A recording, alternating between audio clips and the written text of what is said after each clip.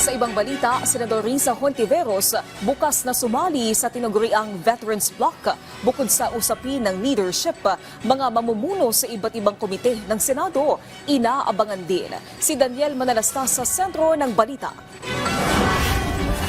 Bukas daw si Senadora Risa Hontiveros sa lahat ng posibilidad, kabilang na ang pagsali sa tinaguriang Veterans Bloc na kinabibilangan ng bloke nila Senator Tito Soto. Sabi ni Hontiveros, bukas siya sa mga posibilidad na nakaangkla sa kanyang nais na mapalakas ang oposisyon para sa 2028 at mga susunod pang taon.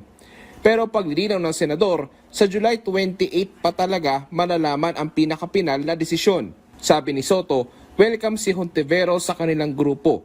Ang integridad at reputasyon daw ng senadora ay palaging magiging asset sa Senado.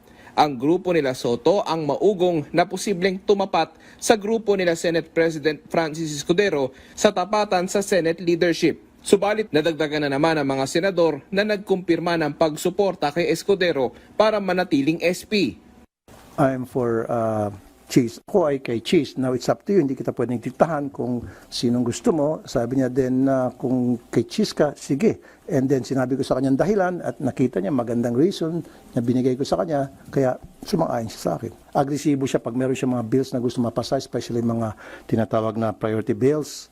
Pinupush niya talaga. Sa isang post naman sa X, nilinaw ni Senador Kiko Pangilinan ang mga pahayag na lumabas na nagdesisyon siyang sumali sa majority block sa Senado at siya ay magiging chairperson ng Agriculture Committee.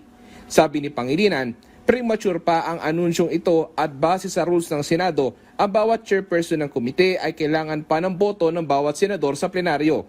Hindi niya raw gustong pangunahan ang desisyon ng kanyang mga kasamahan.